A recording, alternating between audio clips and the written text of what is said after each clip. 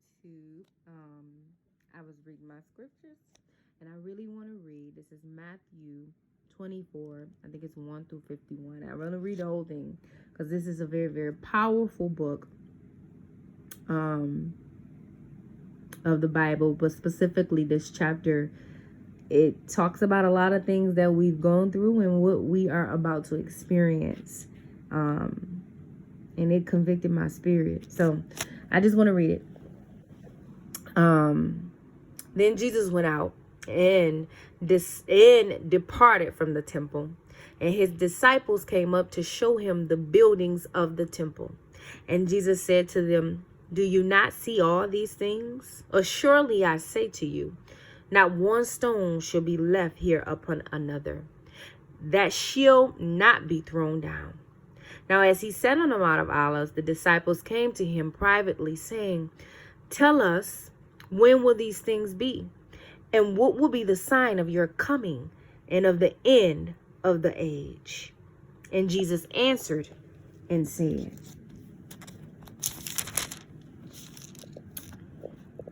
to them, "Take heed that no one deceives you. For many will come in my name, saying, 'I am the Christ,' and will deceive many.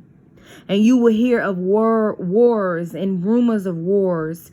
See that you are not troubled. For all these things must come to pass, but the end is not yet. For nation will rise against nation, and kingdom against kingdom, and there will be famines.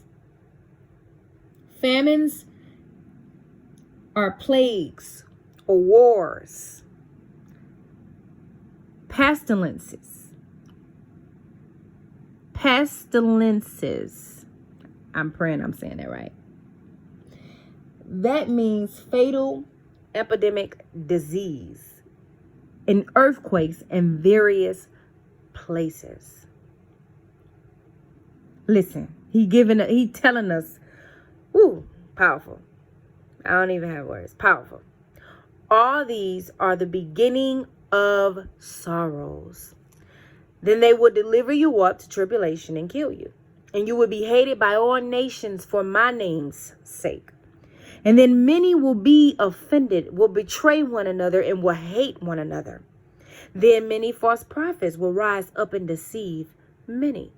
And because lawlessness will abound, the love of many will grow cold. Abound means having large numbers.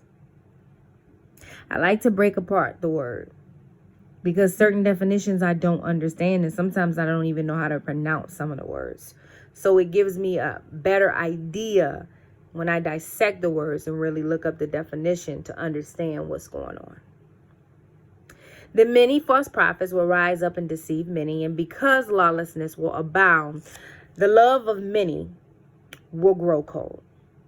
But he who adores to the end shall be saved.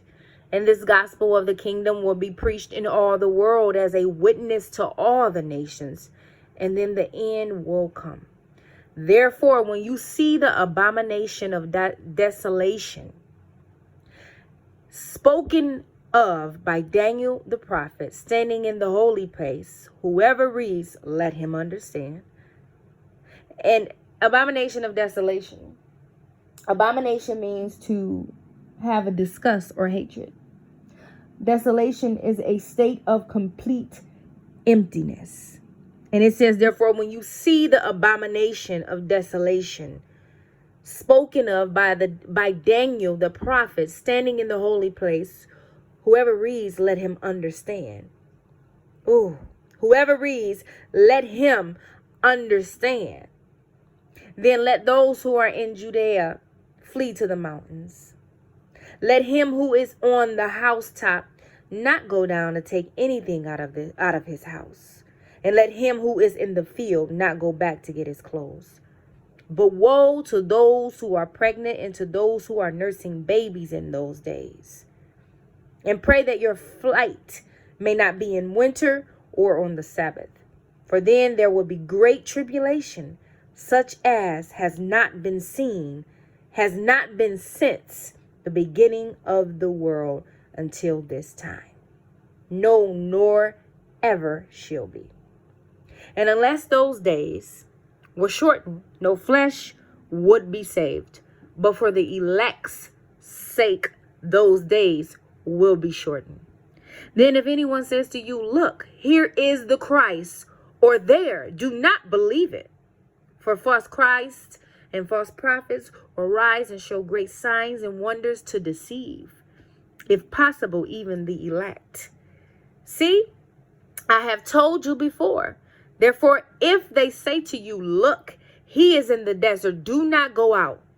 Or look, he is in the inner rooms, do not believe it. For as the lightning comes from the east and flashes to the west, so also will the coming of Son of Man be. For wherever the carcass is, there the eagles will be gathered together. Immediately after the tribulation of those days, the sun will be darkened, and the moon will not give its light. The stars will fall from heaven, and the powers of heavens will be shaken. Then the sign of the Son of Man will appear in heaven, and then all the tribes of earth will mourn. And they will see the Son of Man coming on the clouds of heaven with power and great glory. And he will send his angels with a great sound of a trumpet, and they will gather together his elect from the four winds, from one end of heaven to the other. Now learn this parable from the fig tree. When its branch has already become tender and puts forth leaves, you know that summer is near. So you also, when you see all these things, know that it is near at the doors. Assuredly, I say to you, this generation will by no means pass away till all these things take place.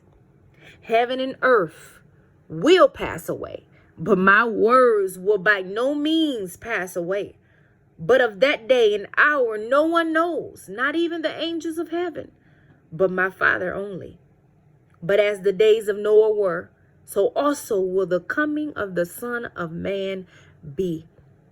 For as the days before the flood, they were eating and drinking, marrying and giving in marriage until the day that Noah entered the ark, and did not know until the flood came and took them all away. So also will the coming of the Son of Man be. So he telling y'all to get right, because there's a day when he will be coming back. And if you don't listen, if you're not obedient to what he's saying, then you're going to be like they were when Noah built that ark, and they thought he was tripping, but he was being obedient to what God was asking him. And a flood happened and killed a lot of people. Powerful, powerful, powerful. My God. For as in the days before the flood, they were eating and drinking, marrying and giving in marriage until the day that Noah entered the ark, living a regular life, he told them, and did not know until the flood came and took them all away. So also will the coming of the Son of Man be. Then 2 men will be in the field, one will be taken and the other left. 2 women will be grinding at the mill, one will be taken and the other left. Watch therefore, for you do not know what hour your Lord is coming. But know this, that if the master of the house had known what hour the thief will come, he would have watched and not allowed his house to be broken into. Therefore you also be ready. For the Son of Man is coming at an hour you do not expect. Who then is a faithful and wise servant, whom his master made ruler over his household, to give them food in due season? Blessed is that servant whom his master, when he comes, will find so doing. Surely I say to you that he will make him ruler over all his goods. But if that evil servant says in his heart, my master is delaying his coming, and begins to beat his fellow servants and to eat and drink with drunkards, the master of that servant will come on a day when he is not looking for him, and at an hour that he is not aware of, and will cut him in two and appoint him in his portion. With hypocrites, there shall be weeping and gnashing of the teeth. This entire chapter was about obedience. This entire from 1 through 51, all I heard was him telling his people to do something.